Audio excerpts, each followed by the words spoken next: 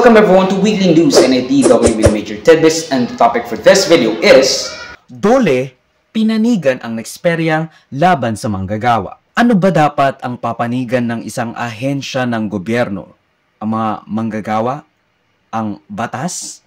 O ang mga malalaking negosyo?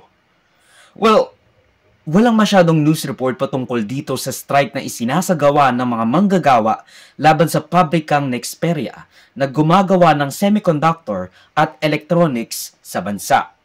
It is estimated na ayon sa ilang reports noong January 2025 alone, nag-export ang Pilipinas ng mahigit 3 bilyong dolyares o mahigit 160 to 180 billion pesos. Noong January 2025, it is literally the largest export ng ating bansa. So, ano nga ba ang hinihingi ng mga manggagawa? Bakit sila nag-strike sa Nexperia sa Cabuyao, Laguna? Nagsimula ang kanilang pakikipagnegosasyon sa administrasyon ng Nexperia Philippines noong August 2024 kung saan humihingi sila ng mahigit 50 pesos na aumento na dagdag sahod kada araw. Pero ang ibinalik sa kanilang offer ay 17 pesos a day. Kung tutusin, itong 50 pesos na dagdag sahod sa kanila ay walang-wala kumpara sa ginagawa nilang revenue, yung value na pinoproduce nila sa pabrika. Ay sa Union Worker Nexperia Facebook page, gumagawa sila ng 7 milyong produkto na nagkakahalaga ng 420 million pesos kada araw. Ngayon, patuloy ang kanilang welga para sa maliit na dagdag sahod. Inaalipos na sila sa nakakainsultong 17 pesos a day na offer na dagdag sahod. Samantalang ang kanilang revenue ay umabot ng $2.1 billion noong 2022. It's funny sa mga ganitong sitwasyon amid strikes ng kanilang mga employee, sasabihin nilang hindi kaya ng pabrika yung mga kakarampot na dagdag sahod. At baka magsara pa nga, mapipilitan silang magsara ng pabrika kung tataasan ng kakarampot sa hinihingi ng mga manggagawa. While bragging na bilyones na dolyares ang kanilang revenue every year. Nagpatuloy ang protesta ng mga union sa Nexperia dahil sa pagpapatanggal ng kumpanya sa 4 na labor union leaders kasama na yung presidente ng kanilang union na nangunguna sa negosasyon para sa aumento sa arawang sahod ng mga manggagawa. Di ba? Hindi pwedeng tanggalin ng isang manggagawa dahil sa mga aktibidades nila sa pagbuo at pakikipagnegosasyon gamit ang mga union. That's basic workers' rights.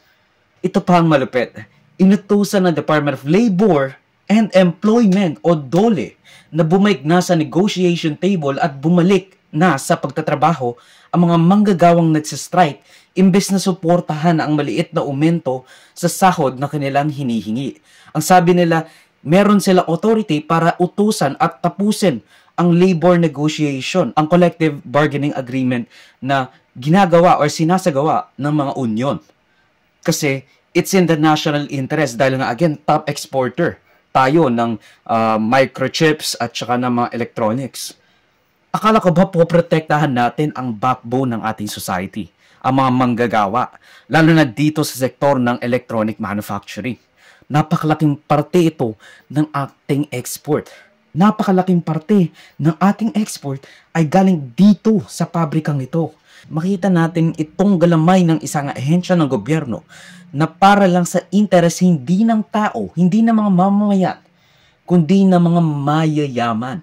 Hayaang magdusa ang mga mamamayan para hindi gumastos ng dagdag 50 pesos kada araw sa mga manggagawa. Dapat nating paingayin ang isyong ito dahil mahirap makahanap ng mga news outlet, especially sa mainstream, whether that be ABS-CBN, na I think nakakita lang ako ng isang news article discussing this. Dapat paingayin at palawakin tayong pinaglalaban ng mga nagsistrike sa Nexperia. So, totoo lang, kahapon ko lang din nalaman itong Nexperia strike. And I know what's usually going on sa mundo, lalo na sa Pilipinas. Makisa tayo sa pinaglalaban ng mga manggagawa sa ating bansa. Huwag tayong pumayag na hatiin at pag-awayin ang ating mga kapwa may hirap, manggagawa at middle class. Dahil ang makikinabang lang sa inis natin sa mga leader at mga nasa union o welga ay yung mga mayayaman, yung mga nakaupo sa posisyon.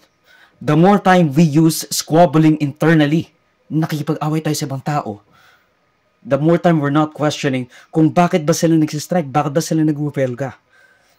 Kasi busy tayo sa pakikipag-away sa kanila. Kahit wag ninyo i-send itong video na ito, I don't really care. Ang gusto ko lang ay ipagkalit ninyo yung welgang nangyayari ngayon para sa ating mga kababayan sa Kabuyao, Laguna.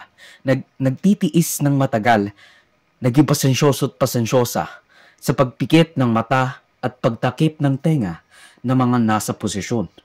Hindi sila komunista, sosyalista, NPA, Marxist, Maoist, Dilawan, Pinklawan, Loyalista o DDS.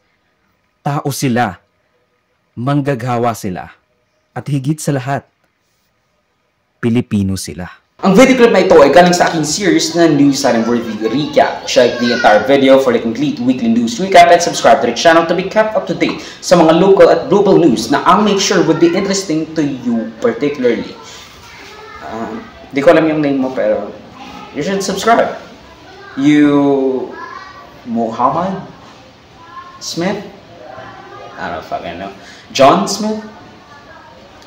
Sa mas manunod mga kabayan, avoid me, like, subscribe, follow my links in socials and avoid shows that would be linked down below. Sa susunod muli, of course, paalam.